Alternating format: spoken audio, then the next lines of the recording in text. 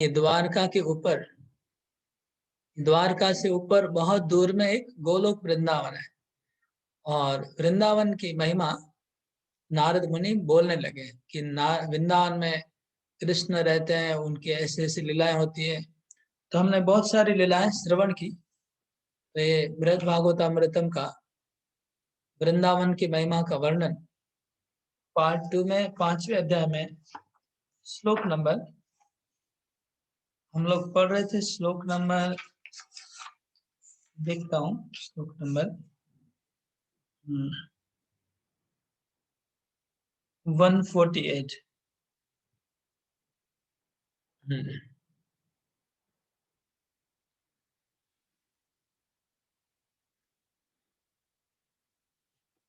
148 तक हमारा हुआ है। हम लोग 149 नंबर श्लोक से आज आरंभ कर रहे हैं।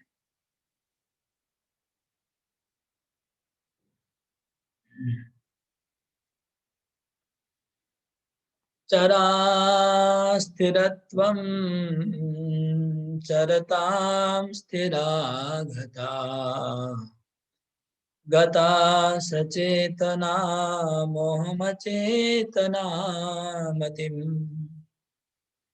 निमज्जिता प्रेम रसे महोत्यो,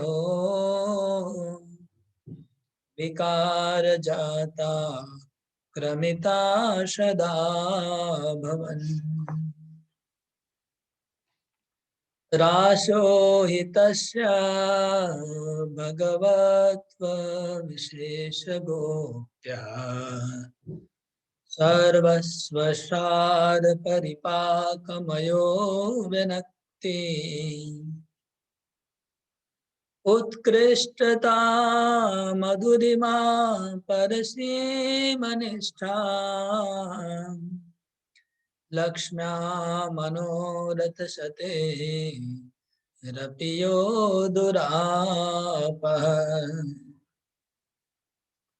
रासो हि यस्य भगवत्त्वविशेषगोप्य, सर्वस्वसार परिपाकमयो व्यनक्ति, उत्कृष्टता मधुरिमा परसीमनिष्ठा, लक्ष्म्या मनोरथ सतेरपियो दुरापः।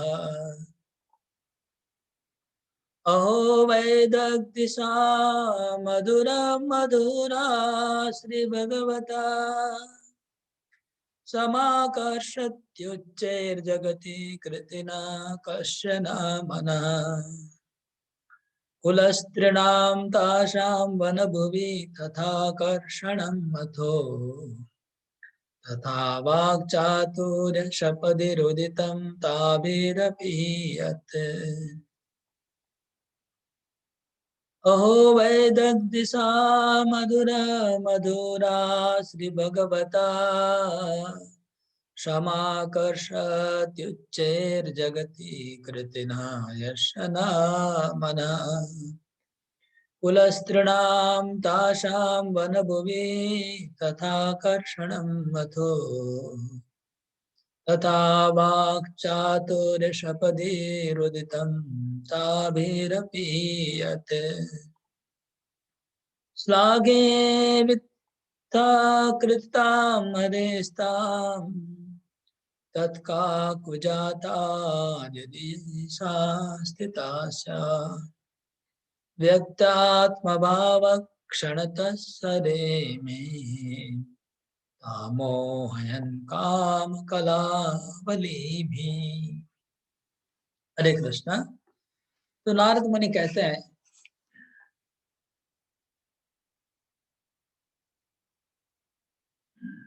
नारद मुनि उस बंसरी का महिमा सुनाते हैं कि वृंदावन में बंसी किस प्रकार से सबको मोहित करती है। तो कहते हैं उस ध्वनि को सुनकर चलने वाले चेतन को स्थिरता को प्राप्त हो जाते हैं, और स्थिर रहने वाले पाषाण आदि पिघल कर चलने लगते हैं। अर्थात चेतन तो जड़ हो जाता है और जड़ चेतन हो जाता है। जब श्री कृष्ण की बंसरी बजती है, जब श्री कृष्ण बंसी बजाते हैं, मुरली बजाते हैं, उनकी मुरली की ध्वनि को सुन करके जड़ वस्तुएं चेतन हो जाती है और चेतन वस्तुएं जड़ हो जाती है। जैसे जैसे कि पंछी हैं, पंछी स्तब्ध होकर रुक जाते, जहां के वहां रुक जाते हैं। यमुना का पानी जो चल रहा है वो रुक जाता है, और बछड़े दूध पी रहे तो रुक जाते हैं। जितनी भी जड़ वस्तु है, चिन्मय वस्तु, जो मूवमेंट करने वाली वस्तु, वो स्थिर हो जाती है, मतलब चलने वाली वस्तु स्थिर हो जाती है। और जो स्थिर वस्तुएं हैं जो कभी चलती नहीं, जैसे पहाड़ है, वो पहाड़ पिघलने लगते हैं, पिघल के हिलने डुलने लगते हैं। वृक्ष स्थिर होते हैं लेकिन वो भी कांपने लगते हैं। तो इस तरह से पाषाण और वृक्ष आदि चलने लग जाते हैं, और जो स्थिर वस्तुएं हैं, जो चेतन वस्तुएं, वो जड़ की भांति, जैसे जड़ हो गया मूर्ति बन जाती, जैसे मूर्ति बन के स्टेच्यू बन के रह जाते हैं जो जो चेतन वस्तुएं हैं। ये मुरली का प्रभाव था। फिर आगे कहते हैं, महान प्रेम रस में निमग्न होकर उन सब में विविध प्रकार के सात्विक विकार प्रकट हो जाते हैं।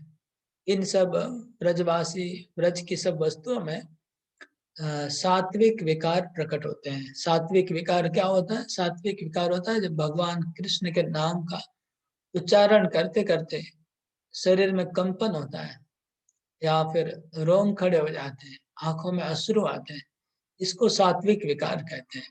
तो कृष्ण की मुरली को ध्वनि सुन करके सात्विक विकार सब प्रकट हो रहे हैं। श्री भगवान की भगवत्ता की सबसे रहस्यमय सार की परिपक्व अवस्था का नाम है रास। भगवान की भगवत्ता की सबसे रहस्यमय सार की परिपक्व अवस्था का नाम है रास। वह रास लीला भगवान की चरम सीमाओं की माधुरी को प्रकट करती है।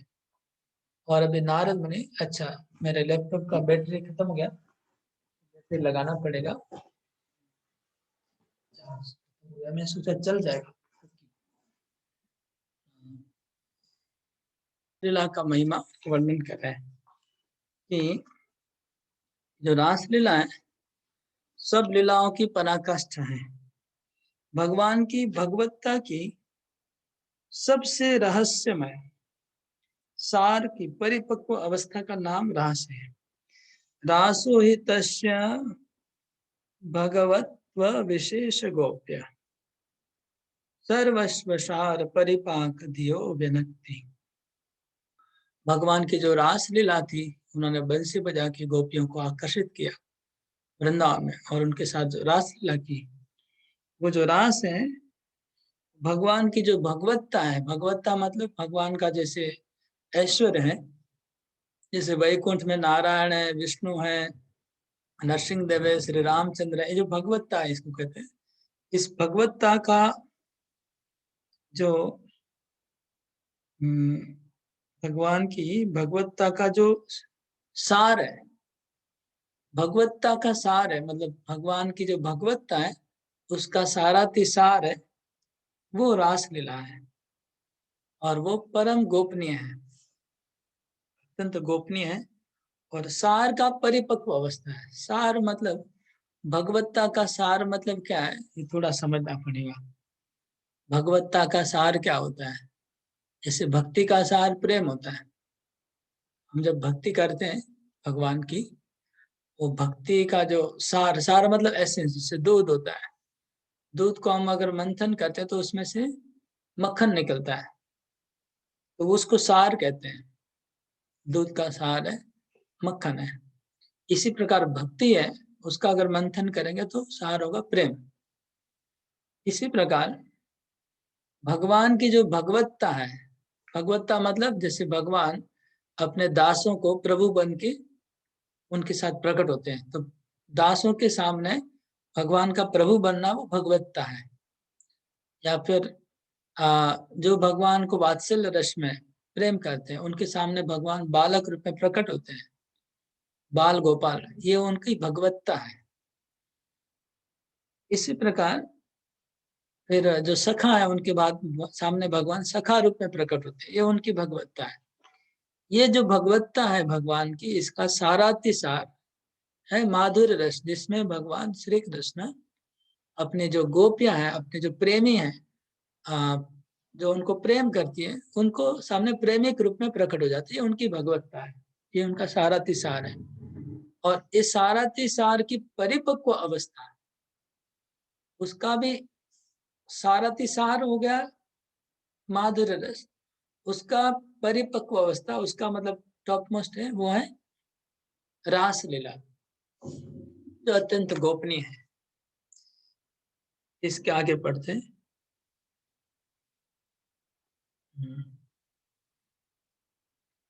यह रासलीला भगवान की चरम सीमाओं की माधुरी को प्रकट करती है। भगवान की चरम सीमाओं की माधुरी को प्रकट करती है रसलीला। उत्कृष्टता, मधुरिमा, परसीम निष्ठा। हाँ, भगवान की जो मधुरता मतलब स्वीटनेस, भगवान में जो मिठास है, भगवान के अंदर जो स्वीटनेस है, मधुरता है। भगवान मधुर होते हैं। अधरम मधुरम वदनम मधुरम, नयनम मधुरम असितम मधुरम, हृदयम मधुरम गमनम मधुरम, मधुराधिपते अखिलम मधुरम। भगवान मधुर है। मधुर मतलब स्वीट। तो भगवान बहुत स्वीट है, बहुत मधुर है। तो उनकी जो मधुरता है, स्वीटनेस है भगवान का, उसका जो पराकाष्ठा है, भगवान की जो मधुरता का पराकाष्ठा है, वो प्रकट हो जाता है। मधुर स्वीटनेस प्रकट होता है रास लीला में। सबसे ज्यादा भगवान स्वीट हो जाते हैं रास लीला में, ये बता रहे हैं। सबसे ज्यादा मधुर हो जाते हैं। चरम सीमा, मधुरता की चरम सीमा श्री कृष्ण की। और लक्ष्मी जी को सैकड़ों मनोरथ करने पर भी इस रास लीला में प्रवेश प्राप्त नहीं हुआ, नहीं हो सकता है। लक्ष्म्या मनोरथ सतेरपि यो दुरापा। और जो श्री कृष्ण की जो रास लीला के अंदर जो स्वीटनेस प्रकट होती है, मधुरता जो प्रकट होती है, वो मधुरता लक्ष्मी देवी इस प्रकार की मधुरता का जब आस्वादन करना चाहती है, तो सैकड़ों प्रयास करने के बाद भी लक्ष्मी देवी को वो स्वीटनेस भगवान की प्राप्त नहीं होती है। भगवान लक्ष्मी देवी के सामने इस मधुर रूप में कभी प्रकट नहीं होते हैं। लक्ष्मी देवी को वो रूप भगवान का आस्वादन करने नहीं मिलता है। वो स्वीट रूप, स्वीटनेस चाहते हुए भी नहीं प्राप्त कर पाती है, जो स्वीटनेस भगवान रास लीला में प्रकट कर रहे हैं। क्यों? क्यों लक्ष्मी देवी को भगवान का वो मधुर रूप लक्ष्मी देवी के सामने प्रकट नहीं हो रहा है? बात क्या है? लक्ष्मी देवी के सामने भगवान नारायण रूप में है। भगवान चतुर्भुज नारायण है। उनकी चरण सेवा लक्ष्मी देवी कर रही है। अगर नारायण उनको, लक्ष्मी देवी को प्रसन्न करने के लिए सब कुछ करते हैं, लेकिन नारायण उनके साथ रास नृत्य नहीं करेंगे। वो नारायण की इसमें नहीं आता है। उनके प्रोफाइल नहीं है, नारायण की प्रोफाइल में नहीं है रास नृत्य करना। इसलिए लक्ष्मी देवी के लिए असंभव हो गया। वो चाहते भी अपने पति में, नारायण में, वो स्वीटनेस सैकड़ों बार इच्छा कर चुकी है लक्ष्मी देवी, लेकिन प्राप्त नहीं कर पा रही है।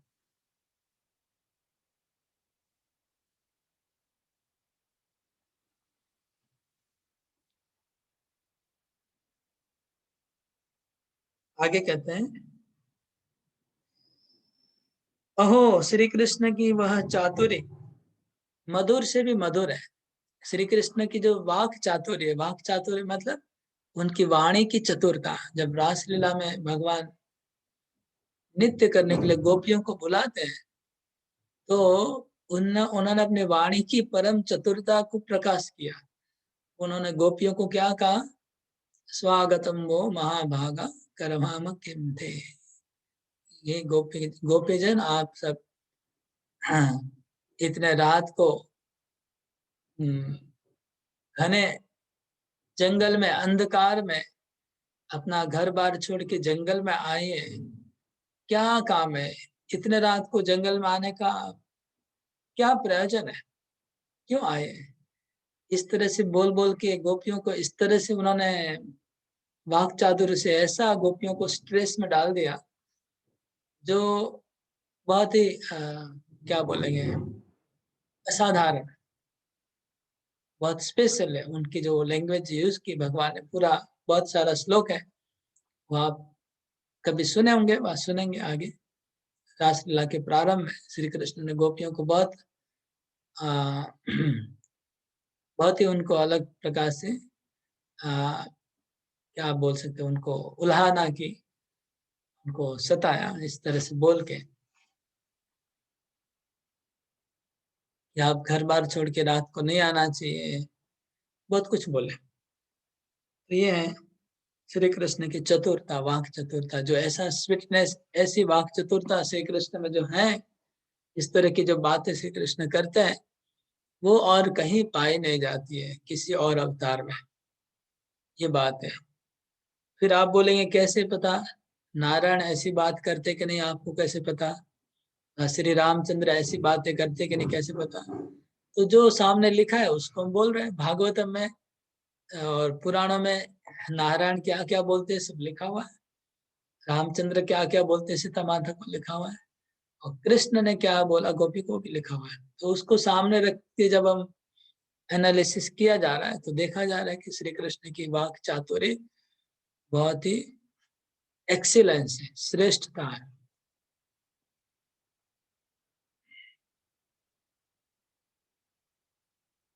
उसके बाद मैं तो श्री कृष्ण के भाव छिपाने की तभी प्रशंसा करता, नहीं आगे कहते हैं, वह श्री कृष्ण की चातुर्य मधुर से भी मधुर है। जगत में ऐसा कौन है जिसके मन को उस चातुर्य ने आकर्षित नहीं किया? इस जगत में ऐसा कौन है जो श्री कृष्ण के चतुर वचनों को सुन के आकर्षित नहीं होता है? ऐसा कौन है? नारद मुनि कहते हैं ऐसा कौन है, मतलब सब लोग आकर्षित हो जाते हैं श्री कृष्ण की उन बातों को सुन करके।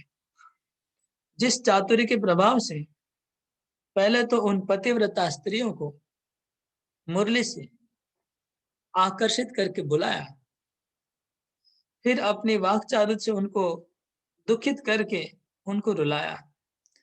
श्री कृष्ण ने पहले तो मुरली से सब गोपियों को बुलाया, घर बार छुड़वा दिया, मध्य रात्रि को मुरली से सबको पुकारा, आइए आइए आइए रास नृत्य करेंगे। और जब गोपियां आ गई, तब उनको सबको रुला दिया कि वापस चले जाइए, आप लोग को कौन बुलाया, इधर रात को आना नहीं चाहिए, घर छोड़ के आप लोग गलत कर रहे हैं, अपराध हो गया, वापस जल्दी से घर जाइए नहीं तो बहुत अपराध हो जाएगा। ऐसा बोल के श्री कृष्ण ने गोपियों को बहुत रुला दिया। ये श्री कृष्ण के जो वाक चातुर्य है, कभी गोपियों को हंसा देते हैं, कभी रुला देते हैं, ऐसा बोलते हैं कि रोना पड़ जाता है गोपियों को। ये बहुत ही मधुर और आकर्षित करने वाली लीला है भगवान की। मैं तो श्री कृष्ण के भाव छिपाने की तभी प्रशंसा करता, जब वे श्री गोपियों के दीन वाक्यों की सुनकर अपने भावों को छिपाए ही रहते, परंतु ऐसा वह नहीं कर पाए। तो नारद मुनि कहते हैं कि मैं तो श्री कृष्ण की तभी प्रशंसा करता। नारद मुनि बोल रहे, बहुत सुंदर बात, नारद मुनि और रस में और मसाला डाल रहे हैं। ऑलरेडी वो मधुर रस बना हुआ है, लेकिन नारद मुनि और उसमें मसाला डाल रहे हैं। नारद मुनि बोल रहे हैं कि अगर गोपियां ने, गोपियों को श्री कृष्ण ने पहले दुखी किया ये सब बोल के कि इतनी मध्य रात्रि को घर नहीं छोड़ना चाहिए, ये जंगल बहुत भयंकर है, यहाँ पर भयंकर पशु रहते हैं जंगल में, और आपको घर पे अपने बच्चे भूखे होंगे, पति लोग की सेवा करनी चाहिए, पतियों को त्याग करना, पतिव्रता, ये बहुत बड़ा वहां पे अपराध है, ऐसा बोल के गोपियों को रुला दिया। रुला देने के बाद जब गोपियां दुखित हो गई, और दुखी होकर के जब गोपियां रोने लगी, तो कृष्ण अपना भाव को उस छुपा नहीं पाए और वापस असली भाव में आ गए। नारद मुनि बोलते कि अगर भाव को फिर भी छुपा लेते गोपियां रोने के बाद भी अगर वो कठोर रहते और भी, तब मैं उनको मानता। मतलब गोपियों के, जब गोपियों ने कुछ बोला कृष्ण को, तब कृष्ण तुरंत हार गए, ठंडे पड़ गए और ज्यादा ड्रामा नाटक नहीं कर पाए। और भी नाटक करते, नारद मुनि बोलते, तो मैं मानता कि हाँ वो बहुत एक्सपर्ट है, भक्तों से ज्यादा श्रेष्ठ है, लेकिन भक्त के पास हार गए, गोपियों के पास हार गए नारद मुनि। ये सब वो सब पढ़ेंगे तभी पता चलेगा, अब हम अभी श्रवण करेंगे तभी पता चलेगा क्या बात है। फिर आगे कहते हैं, क्षण काल में ही वह अपने हृदय के भावों को प्रकाशित कर उन व्रज कुमारियों से मोहित करते हुए विविध प्रकार की काम कला पूर्वक उनके साथ विहार की करने लगे। तो क्षण काल तक वो मेंटेन कर पाए वो भाव कि वो कृष्ण उनके प्रति आकर्षित नहीं है, उनको वापस घर जाना चाहिए, लेकिन थोड़ा देर में उनका वो भाव टूट गया और वो गोपियों ने उनको तुरंत परास्त कर दिया। फिर गोपियों के साथ श्री कृष्ण ने रास विहार किया, रास विलास किया वृंदावन में। वो भगवान की लीला नारद मुनि कहते हैं कि हमारे हृदय में स्फुरित हो, वो लीला को हम ध्यान करते हैं, उन सब लीलाओं को। 7:25 हो गया, आज यहाँ पर रखता हूँ। हम लोग का 8 बजे क्लास है, संस्कृत का क्लास चालू हो गया है।